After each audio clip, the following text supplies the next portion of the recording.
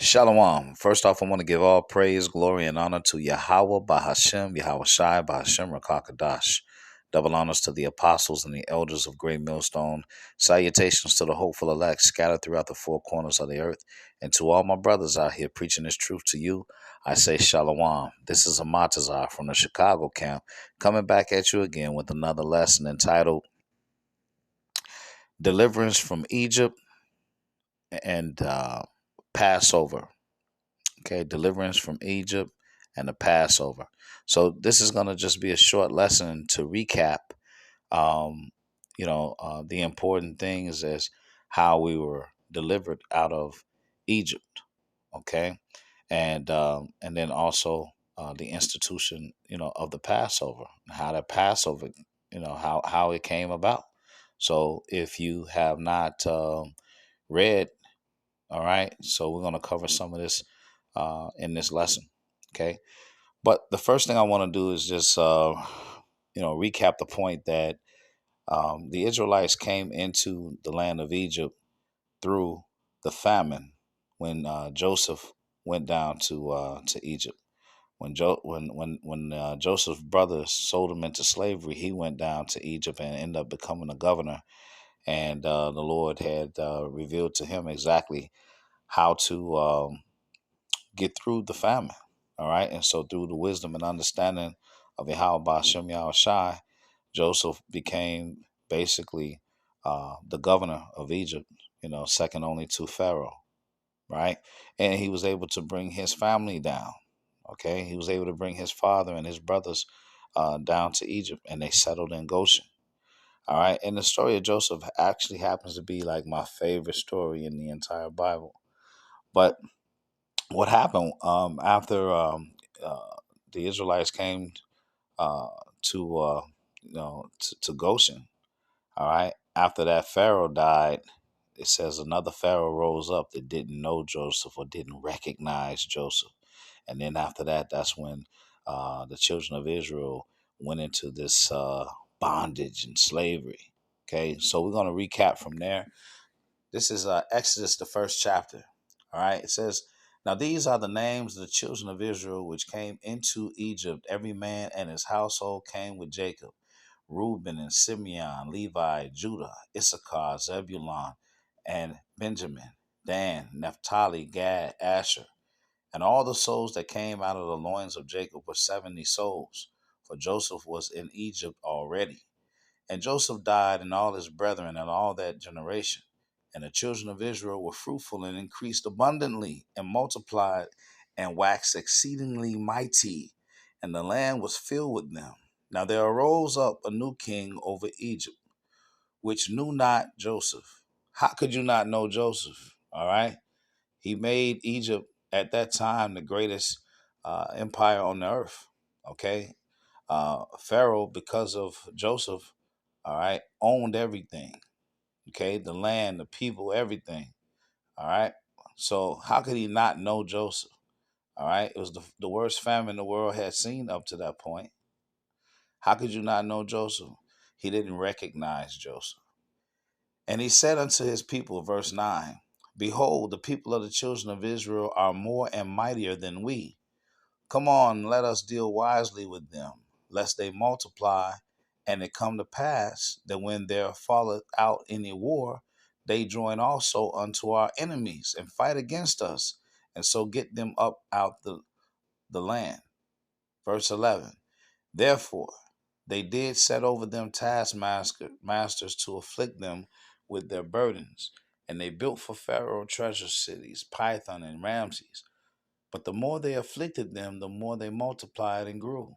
And they were grieved because of the children of Israel, and the Egyptians made the children of Israel to serve with rigor. And they made their lives bitter with hard bondage in mortar and in brick and in all manner of service in the field. All their service wherein they made them serve was with rigor. And the king of Egypt spake to the Hebrew midwives, of which the name of one was Shiphrah, and the name of the other Puah. And he said, when ye do the office of a midwife to the Hebrew women, and see them upon the stools, if it be a son, then ye shall kill him. But if it be a daughter, then she shall live. Now, why is that? Because the nation comes from the man. Okay? So here you have, all right, this evil Pharaoh telling these midwives to kill the males. Leave the women, because the women is just the ground. You use any woman to bring forth your nation. Verse 17. But the midwives feared the Most High and did not as the king of Egypt commanded them, but saved the men children alive. And the king of Egypt called for the midwives and said unto them, Why have ye done this thing, and have saved the men children alive? And the midwives said unto Pharaoh, Because the Hebrew women are not as the Egyptian women, for they are lively and are delivered ere the midwives come in unto them. All right. So, in other words, the Hebrew women were so strong in their bodies, they would deliver the baby, plop, plop, plop the baby out, and they up and they holding the baby, they wide awoke, you know, they lively. Okay. Well, the Egyptian women, they out of it. They was weak, wouldn't know what's going on with their baby because their body is just weak. But the Egyptian women's, they were lively. They was already, hey, they didn't already delivered the baby. They holding the baby. They nursing the baby. That's what that means. 20. Therefore, the Most High dealt well with the midwives, and the people multiplied and waxed very mighty. And it came to pass, because the midwives feared the Most High, that he made them houses. Okay? And Pharaoh charged all his people, saying, Every son that is born ye shall cast into the river, and every daughter ye shall save alive. All right, so my point here in Exodus 1 and 22, it says, Pharaoh charged all his people, saying, Every son that is born ye shall cast into the river. All right. So they were throwing, all right, the Israelite boys into the river, drowning them. All right. That's important to know.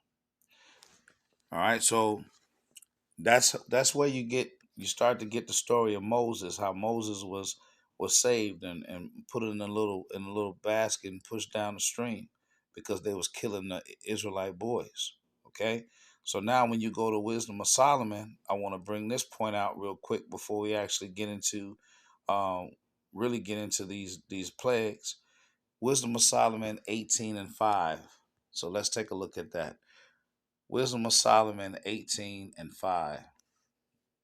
And it reads, And when they had determined to slay the babes of the saints, one child being cast forth and saved, to reprove them, thou tookest away the multitude of their children and destroyed them altogether in a mighty water. All right, so this is Wisdom of Solomon 18 and 5. All right, and that one child being cast forth is Moses. Okay, and he was saved to what? Reprove them. Because what ended up happening to the Egyptians? All right, they were drowned. Okay, they were drowned. All right, so I wanted to bring that portion out. All right, so let's go ahead and get into um, what led up to the Passover. So we'll start in Exodus, the 7th chapter. All right, you can read on your own how Moses, uh, how the Lord called Moses, all right, and told him what he wanted him to do. How Moses was trying to duck and dodge. He's like, man, he's like, Lord, I can't talk right. I got a problem with my speech. You can read about all of that. But let's get into each one of these plagues. Okay, Exodus. So the plagues that we had that was on Egypt was the water turned to blood. You had the plague of the frogs. Okay, you had lice. You had flies. You had a pestilence of the cattle. You had boils. Also, you had hail, right? And you also had locusts, and you had the darkness. All right, and then the last plague is what led up to the Passover. All right, so the Passover is this Sunday. All right, so we're just going to look at some of these plagues real quick. All right, Exodus 7 and 19, it says, And Yahweh spake unto Moses, saying to Aaron, Take thy rod and stretch out thy hand upon the waters of Egypt, upon their streams, upon their rivers, and upon their beds, and upon all their pools of water, that they may become blood, and that there may be blood throughout all the land of Egypt, both in the vessels of wood and in the vessels of stone. And Moses and Aaron did so, as Yahweh commanded. And he lifted up the rod and smote the waters that were in the river in the sight of Pharaoh and in the sight of his servants. And all the waters that were in the river were turned to blood. Okay? All right, so that was the first one. Okay, the waters turned to blood. Now you got to imagine, this is the water you drink, turn into blood. Verse 21, it says, and the fish that was in the river died, and the river stank, and the Egyptians could not drink of the water of the river, and there was blood throughout all the land of Egypt. Okay? All right, and the magicians of Egypt did so with their enchantments, and Pharaoh's heart was hardened, neither did he hearken unto them as Yahweh had said.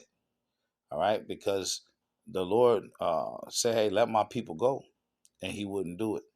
So for seven days, all right, the river was filled with blood. Okay. The next one is the frogs. Let's go to the frogs. That's Exodus 5. Okay. All right. So he wouldn't let the people go. Here you go. Verse 5. And Yahweh spake unto Moses, saying to Israel, stretch forth thy hand with thy rod over the streams, over the rivers, and over the ponds, and cause frogs to come up upon the land of Egypt. And Aaron stretched out his hand over the waters of Egypt, and the frogs came up and covered the land of Egypt. Okay? And the magicians did so with their enchantments, and brought up frogs upon the land of Egypt.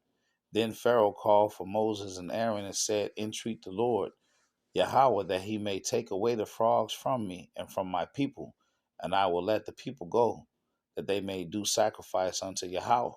So imagine frogs everywhere. No matter where you at in your house, you got frogs covering the floor, jumping all around. You can't sleep in your bed. There's frogs, old nasty ass frogs. All that don't make any sense. All right, but that's what the Lord did. All right, that was horrible to even think about. All right. But again, the Lord hardened the Pharaoh's heart, right? And after the frogs, then you had the lice. This is Exodus 8 and 16. And Yahweh said unto Moses, saying to Aaron, stretch out thy rod and smite the dust of the land, that it may become lice throughout all the land of Egypt. Little bugs. And they did so. For Aaron stretched out his hand with his rod and smote the dust of the earth, and it became lice in man and in beast. All the dust of the land became lice throughout all the land of Egypt. Okay? So you had the lice. All right? Then after that, let's go. Let's see. Then you had the flies. This is Exodus 8 and 20. And Yahweh said unto Moses, rise up early in the morning and stand before Pharaoh. Lo, he cometh forth to the water, and say unto him, thus said Yahweh, let my people go, that they may serve me. Else, if thou wilt not let my people go, behold, I will send swarm of flies upon thee, and upon thy servants, and upon thy people, and into thy houses, and the houses of the Egyptians shall be full of swarms of flies, and also the ground whereupon they are. So, oh my God, when one fly is in the house, you know what I'm saying, it'll drive you crazy. You get one fly in your house, you got to trap them. When you become a professional fly killer, you know what I'm saying, once you see the fly in your room, you're going to close the door real quick and get you a towel or something, and you're gonna close the closet door. You're gonna close everything. You're just gonna wear them down and get them tired. You're gonna chase them all around, and eventually gonna get tired. Then you'll be able to get them. But these are swarms of flies in your house. Oh my gosh, that's a lot. That's a lot to deal with. All right. So after the flies, right? Then you have the moraine. okay, or the pestilence. All right, that's Exodus 9, 3 and 6. I'll start at 1. Then Yahweh said unto Moses, Go in unto Pharaoh and tell him, Thus said Yahweh, power of the Hebrews, Let my people go, that they may serve me. For if thou refuse to let them go, and will hold them still, behold, the hand of Yahweh is upon thy cattle, which is in the field, upon thy horses, upon the asses, upon the camels, upon the oxen, upon the sheep. There shall be a very grievous murrain, and that murrain is a pestilence, okay? And Yahweh shall sever between the cattle of Israel and the cattle of Egypt, and there shall nothing die of all that is the children of Israel. And Yahweh appointed a set time, saying, Tomorrow Yahweh shall do this thing in the land. And Yahweh did that thing on the morrow, and all the cattle of Egypt died. But of the cattle of the children of Israel died not one. Okay? Died not one. All right? The next plague was the boils and the blisters. Okay? Verse 8. This is Exodus 9 and 8. And Yahweh said unto Moses and unto Aaron, Take to you handfuls of ashes of the furnace, and let Moses sprinkle it toward the heaven in the sight of Pharaoh. And it shall become small dust in all the land of Egypt, and shall be a boil breaking forth with blains or blisters upon man and upon beasts throughout all the land of Egypt.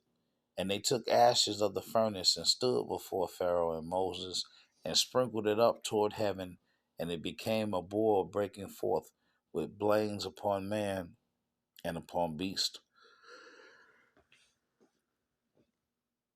It's like you. All right. All right. And all this, the Pharaoh's heart, was hardened. Okay. And the Lord hardened the heart of Pharaoh so he could show forth his power. This is Exodus 9 and 16. And in very deed for this cause have I raised thee up, for to show in thee my power, and that my name may be declared throughout all the earth. Okay? So the Lord raising you up to what? Knock you down. All right, so Exodus 9 and 22. Okay? 9 and 22. All right. Hellfire. All right. And Yahweh said unto Moses, Stretch forth thy hand toward heaven, that there may be hail in all the land of Egypt, upon man and upon beast, and upon every herb of the field throughout the land of Egypt. And Moses stretched forth his rod toward heaven, and the Lord sent thunder and hail, and the fire ran along upon the ground, and Yahweh rained hail upon the land of Egypt. All right, so this hail, it says, so there was hail and fire mingled with the hail, very grievous, such as there was none like it in all the land of Egypt since it became a nation. And the hail smote throughout all the land of Egypt, all that was in the field, both man and beast, and the hail smote every herb of the field, and brake every tree of the field. Only in the land of Goshen, where the children of Israel were, was there no hail. See the Lord, how the Lord protected us, okay, even while he was sending out the judgment, all right, to the Egyptians, okay? So we wasn't experiencing the same things that was happening to them, all right?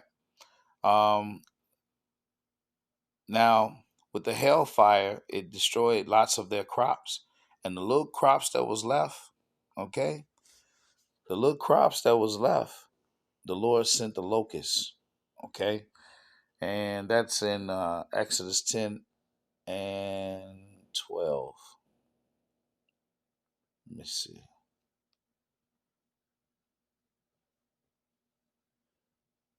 This is Exodus 10 and 12. And Yahweh said unto Moses, Stretch out thy hand over the land of Egypt for the locusts, that they may come up upon the land of Egypt and eat every herb of the land, even all that the hail hath left. And Moses stretched forth his rod over the land of Egypt, and Yahweh brought an east wind upon the land all that day and all that night. And when it was morning, the east wind brought the locusts. And the locusts went up over all the land of Egypt and rested in all the coasts of Egypt. Very grievous were they. Before them there was no such locust as they, neither after them shall be such. For they covered the face of the whole earth, so that the land was darkened. And they did eat every herb of the land, and all the fruit of the trees which the hail had left. And there remaineth not any green thing in the trees or in the herbs of the field through all the land of Egypt. Okay? All right. So that was the locust. All right. So the Lord continued to harden Pharaoh's heart. And now we get into the darkness.